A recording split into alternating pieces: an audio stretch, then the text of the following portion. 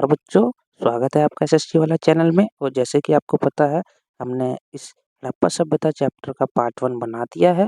पहले आप लोग उस पार्ट 1 को देख लीजिएगा, जिन्होंने नहीं देखा हो। उसके बाद प्लीज़ आपसे एक रिक्वेस्ट है कि फिर आप दूसरे पार्ट पे आइएगा, और जिन्होंने देख लिया है उनके लिए पार्ट 2 काफ़ी लाभकारी होने वाला है। तो चलिए हम शुरुआत करते हैं चैप्टर की। और जैसे कि आज पता है आप लोगों को, हम आरंभ से चालू करने वाले हैं। तो इस क्षेत्र में विकसित हड़प्पा से पहले कई संस्कृतियां अस्तित्व में थी। जैसे हमने बताया कि विकसित हड़प्पा से पहले भी कई सारी संस्कृतियां थी, और ये संस्कृतियां अपनी विशिष्ट मृदभांड शैली से संबंधित थी, यानी मिट्टी के बर्तन से ही संबंधित थी। मृदभांड का मतलब क्या होता है? मिट्टी का बर्तन। और कृषि, पशुपालन तथा कुछ शिल्पकारी के हमें साक्ष्य मिलते हैं। शिल्पकारी का मतलब होता है मन के, अर्थात ये बाट वगैरह छोटी बहुत क्राफ्ट के काम को करना। निर्वाह के तरीके पे आते हैं, अर्थात निर्वाह के तरीके का मतलब है सब्सिस्टेंस पैटर्न, यानी अपने वो जीवन में किस तरीके से वो खाना पीना, किस तरीके से जीवन के निर्भर पे थे वो। ठीक है। तो बात आता है विकसित हड़प्पा संस्कृति में कुछ ऐसे स्थानों पर पनपी। ठीक है, विकसित हड़प्पा संस्कृति ऐसे स्थानों पर पनपी जहाँ क्या था भाई, जहाँ पे निर्वाह के तरीके पहले से ही कुछ शामिल थे। जैसे हड़प्पा सभ्यता के निवासी कई प्रकार के पेड़ पौधे से प्राप्त उत्पाद और जानवरों जैसे मछली इत्यादि का सेवन करते हैं। ठीक है। और हमें क्या हुआ है, हमें जो पुरातत्वविद है यानी कि आर्कियोलॉजिस्ट है, उन्हें जलीय अनाज के दाने और बीजों की उन्होंने खोज की है। जलीय अनाज के दाने और बीजों की खोज की है। ठीक है। और मैंने आपको बोला पेड़ पौधे कई सारे हैं। ठीक है। और मछली इत्यादि का वो सेवन करते थे। आगे चलते हैं। और अनाज के दानों में भी हमें किस किस चीज़ों के अवशेष मिले, देखिए। गेहूँ, अर्थात वो लोग गेहूँ का सेवन करते थे। एमसीक्यू में आ सकता है कि वो लोग किस किस चीज़ का सेवन करते थे। ठीक है। अर्थात उनका निर्वाह का जो पैटर्न था वो किस तरीके का था। तो गेहूँ, जौ, दाल, सफ़ेद चना। ठीक है। गेहूँ को बोलते हैं व्हीट। तिल, है ना। बाजरे के दाने गुजरात के स्थलों से प्राप्त हुए थे। चावल कि दाने अपेक्षाकृत कम प्राप्त हुए हैं, यानी चावल वो कम खाते थे। ठीक है। कई सारे जानवरों की हड्डियाँ मिली, जैसे मवेशी, भेड़, बकरी, भैंस। ठीक है। इन सभी की हड्डियाँ शामिल है। ठीक है। और ये सभी जानवर क्या थे? ये सभी जानवर पालतू थे। इतना मैं मानता हूँ कि आपको क्लियर हुआ होगा। ठीक है। कई सारे जानवर की हड्डियाँ प्राप्त हुई है, कई सारे जानवर पालतू थे, और कई सारे मैंने अभी आपके सामने फसलों का नाम लिया। ठीक है। अब आगे बढ़ते हैं। देखिए, वृषभ के विषय में जानकारी यहाँ पे क्या थी। वृषभ कहते हैं, जब भी वृषभ का नाम आया, यानी एक प्रकार का वो सांड जैसा जानवर होता है। सांड नहीं था, यानी एक प्रकार का सांड के जैसा होता था। मैं आपको दिखा देता हूँ, अगर यहाँ पे फोटो होगी। ये देखिए, ये है वृषभ। ठीक है। ये इस प्रकार का वृषभ है। तो वृषभ के बारे में जानकारी थी। और यहाँ पे बात आ रही है अभी कृषि प्रौद्योगिकी की, यानी कि जो एग्रीकल्चर में वहाँ पे टेक्नोलॉजी अपनाई जाती थी, उसकी बात हो रही है। तो वृषभ के विषय में जानकारी थी। और ये माना जाता है कि भई खेत जोतने के लिए ना वहाँ पे बैलों का ही प्रयोग होता था। तो याद रखना, 2 बात हो गई। पहला, वृषभ के विषय में वहाँ पे जानकारी थी। दूसरा, वहाँ पे खेत जोतने के लिए बैलों का प्रयोग होता था, क्योंकि भैया खेत तो जोते ही जाएँगे। अगर फसलें मिली है तो ज़ाहिर-सी बात है खेती तो होती ही थी वहाँ पे। ठीक है? ये तो कॉमन सेंस की बात है। ठीक है? तो चौलिस्तान के कई स्थलों और बनावली क्या है? जो आज के हरियाणा में स्थित है। देखिए, एमसीक्यू क्वेश्चन मिल गया हमें एक और। ठीक है? क्या? बनावली हरियाणा से मिट्टी से बने हल के प्रतिरूप मिले हैं। यानी हमें मिट्टी से बने हल के प्रतिरूप यानी कॉपीज मिली हैं। और चोलिस्तान जो कि बनावली के साइड में पाकिस्तान का रेगिस्तानी इलाका है। ठीक है। कालीबंगन जो आज का राजस्थान में स्थित है, कालीबंगन नामक स्थान पर जुते हुए खेत का साक्ष्य मिला है। यानी जो खेत होते थे वो जोते जाते थे, और हल के ही प्रतिरूप में हमने देखा, जैसे कि बनावली से। ठीक है। तो उम्मीद है इतना आपको याद हो गया होगा। और यहाँ पे कहा जाता है कि यहाँ पे जो 2 फसलें उगाई जाती थी, कहाँ पे? ये देखिए, यहाँ पे मैं दिखा देता हूँ। जो कालीबंगन से जुते हुए खेत का साक्ष्य मिला है, वहाँ से पता चला कि 2 अलग-अलग फसलें उगाई जाती थी।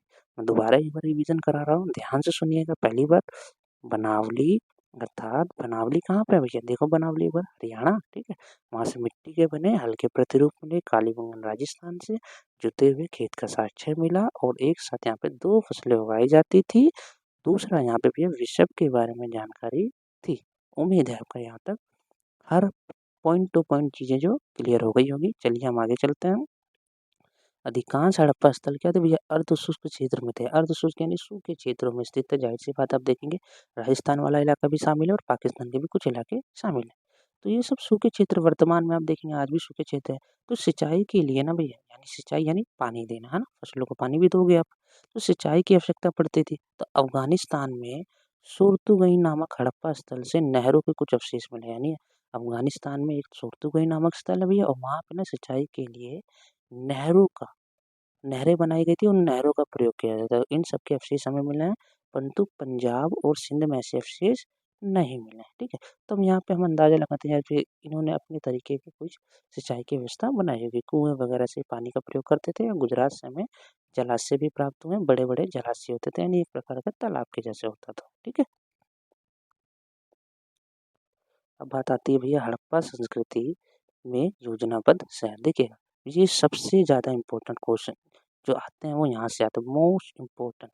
अगर मैं बोलूँ मोस्ट इम्पोर्टेंट कोई इसमें से कोई टॉपिक है तो वो ये है, ठीक है? इसे बड़े आराम से 2 बार 3 बार आप लोग इसे पढ़िएगा और बहुत ज़रूरी है, ठीक है? यहाँ से आने वाला है क्वेश्चन ज़रूर। देखिएगा, हड़प्पा सभ्यता का सबसे अनूठा पहलू तो वो है शहरी केंद्रों का विकास। हड़प्पा सभ्यता मैंने बोला भी था आपको शुरुआत में कि सभ्यता है यानी कि वहाँ पे शहर का निर्माण हो, तो शहरी केंद्रों का विकास हुआ। दूसरा, मोहनजोदाड़ो सबसे प्रसिद्ध पुरा स्थल है। दूसरा खोजा गया स्थल हड़प्पा था, तो सबसे पहले मोहनजोदाड़ो खोजा गया जो सबसे पुरा स्थल है, सबसे पुराना स्थल है और दूसरे नंबर पर जो स्थल खोजा गया वो है हड़प्पा। उम्मीद है इतना अब तक क्लियर हुआ होगा, ठीक है? तो पहला क्या है? पहला मोहनजोदाड़ो, दूसरा है हड़प्पा। और यहाँ पे क्या होती थी, यहाँ पे बस्तियाँ 2 भागों में विभाजित होती थी। ध्यान से सुनिएगा, क्या भागों में? 2 भागों में। मैं दोबारा बता रहा हूँ, बस्ती 2 भागों में विभाजित होती थी। एक बस्ती होती थी जो क्या होती थी? एक छोटी बस्ती होती थी परंतु ऊँचे पे स्तर पर होती थी। एक बस्ती होती थी जो काफ़ी बड़ी होती थी परंतु निचले स्तर पर होती थी। देखिए, मैंने यहाँ पे लिखा भी है, एक छोटा लेकिन ऊँचाई पर बनाया गया बस्ती था, यानी शहर था। दूसरा कहीं अधिक बड़ा लेकिन नीचे बनाया गया था, ठीक है? अगला देखिए, और जो ऊँचे वाले शहर को क्या बोला जाता था? जो ऊँचा शहर था, ये वाला जो ऊँचा शहर है, उसको दुर्ग बोलते थे और जो निचला शहर था, जो कि काफ़ी बड़ा था परंतु ऊँचाई पर बनाया गया था, उसे निचला शहर कहते थे। दुर्ग को ऊँचाई पर क्यों बनाया गया? देखिए कारण देखिए, यहाँ की संरचनाएँ कच्ची ईंटों के चबूतरे पर बनाई गई थी और दुर्ग को कच्ची ईंटों पर बनाया गया और दुर्ग को दीवारों से क्या करा गया भाई? घेरा भी किया था, जिसका अर्थ है निचले शहर से बिल्कुल अलग किया गया था और निचला शहर क्या भाई? निचला शहर दीवार से घेरा गया था। इसके अतिरिक्त कई भवनों को ऊंचे चबूतरों पर बनाया गया था जो नींव का कार्य करते थे, ठीक है? तो बस इस जो मैंने आपको बताया कि शहरी जीवन के बारे में आपने एक तो ये पढ़ लिया। दूसरा देखिएगा कि यहाँ पे क्या होता था, यहाँ पे सबसे पहले आधार बनाया जाता था मकान बनाने के लिए, उसके बाद उसके बगल में नालियाँ बनाई जाती थी, फिर उसके बाद गलियाँ बनाई जाती थी, फिर उसके ऊपर मकान बनाया जाता था, ठीक है? देखिए, जैसे मैंने यहाँ लिखा हुआ है मैंने कि क्या है, देखिए एनसीईआरटी में लिखा है कि पहले बस्ती का नियोजन किया गया था, फिर उसके अनुसार कार्यान्वयन किया जाता था। तो ये भी एक विशेषता हो जाएगी। तो ये मोस्ट इम्पोर्टेंट टॉपिक है, इसे ज़रूर आप लोग पढ़ लीजिएगा, 2-3 बार इसे देखिएगा, बहुत ज़रूरी है।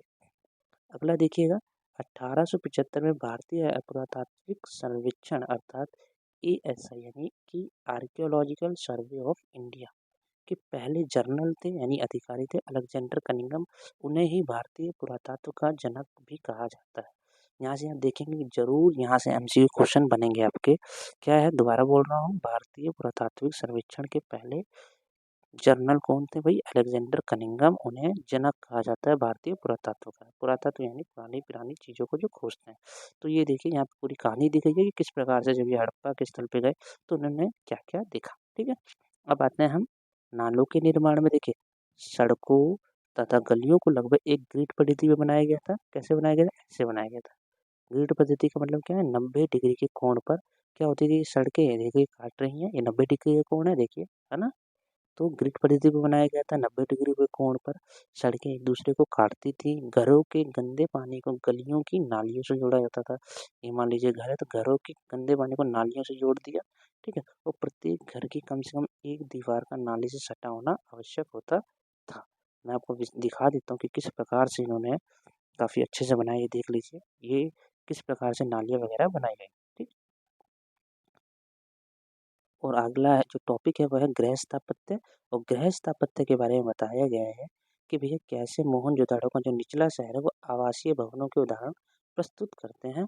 और वहाँ पे एक आंगन होते थे, मतलब उनके घरों में एक आंगन होते थे, ठीक है? मोहनजोदड़ो के जो निचले शहर होते थे उनमें एक आंगन होते थे चारों ओर, ठीक है? जो घर बनते हैं चारों ओर कमरे होते थे, बीच में आंगन होते थे, जैसे आपने गाँव वगैरह में देखा होगा। ये चारों तरफ कमरे हैं, बीच में आंगन होता था, ठीक है? ताकि क्या होता था? ताकि आपका आंगन खाना पकाने और कटाई करने जैसी गतिविधियों का केंद्र था। क्योंकि हड़प्पा स्थल भैया मैंने बोला कि वो भैया ऐसे स्थान पे था जहाँ पे गर्मी बहुत पड़ती थी, अर्धशुष्क वाला क्षेत्र था, इसीलिए वहाँ पे क्या होता था, उस गर्मी और सूखे के मौसम में आंगन क्या होता था, वो काफ़ी काम आता था, ठीक है। और यहाँ पे एकांतता यानी प्राइवेसी को, ठीक है, एकांतता को बहुत ज़्यादा महत्व दिया जाता था। दूसरा, यहाँ पे भूमि तल पर दीवारों में खिड़कियाँ नहीं थी, यानी क्या क्या विशेषता हो गई, दोबारा बता रहा हूँ सुनिएगा। पहली बात भैया, यहाँ पे जो घर होते थे वो आंगन होते थे, आंगन पर आधारित होते थे, चारों ओर घर बनाए जाते थे, ठीक है। दूसरा भैया क्या होता था, यहाँ पे एकांतता यानी कि प्राइवेसी को बहुत ज़्यादा महत्व दिया जाता था। दूसरा, यहाँ पे भूमि तल पर जो भी दीवार बनती थी, यानी पहली मंजिल बन रही है तो उसमें क्या होगी, खिड़की नहीं होगी, ताकि आपकी जो प्राइवेसी है वो बनी रहे। और अगल-बगल के जैसे आजकल के लोग होते हैं कि एक से मतलब घर की बात दूसरे तक पहुँच जाती है, तो उस चीज़ से वो लोग खासकर बच रहे थे। यानी कि वो लोग हमसे बहुत ज़्यादा समझदार थे, देख सकते हैं। हर घर का ईंटों के फर्श से अपना अपना एक स्नानागार होता था, यानी वॉशरूम होता था ईंटों से बना हुआ। और कुछ घरों में छत पर जाने के लिए सीढ़ियाँ मिली है। कई घरों में भैया ये देख सकते हैं, सीढ़ियाँ तो मिली हैं और ऐसा कहा जाता है कि 2-2 मंजिला मकान भी हुआ करते थे वहाँ पे, ठीक है। और दूसरे तल पर जाने के लिए सीढ़ियाँ बनाई गई थी और कई आवासों में कुएँ भी थे। और कुओं की संख्या भी यहाँ पे लगभग 700 देखिए। मोहनजोदड़ो में कुओं की संख्या कुल लगभग 700 थी।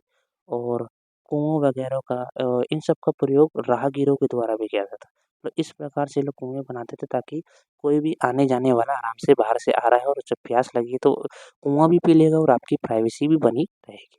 चलिए तो बच्चों, आज के लिए 5 सेकंड में इतना ही, और जो थर्ड पार्ट आएगा उसे कृपया करके देखिएगा। और मैं आशा करता हूँ कि आपको इतना समझ आया हो। और नेक्स्ट जो पार्ट आएगा थर्ड, उसमें मैं उम्मीद करूँगा कि वो भी जल्द से जल्द आए। बस चैनल के साथ बने रहिए, इस वीडियो को 1 बार, 2 बार, 3 बार ज़रूर देखिएगा और जितना हो सके उतने बार इसे रिवाइज़ करिए और बहुत अच्छे से देखिएगा। आपको मैंने जो पढ़ाया है बड़े अच्छे से काम आने वाला है, ठीक है? ओके जी, ठीक है। चलिए, तो आज के लिए इतना ही और थैंक यू वेरी मच, ठीक है? चैनल को लाइक कीजिए, सब्सक्राइब कीजिए और शेयर कीजिए।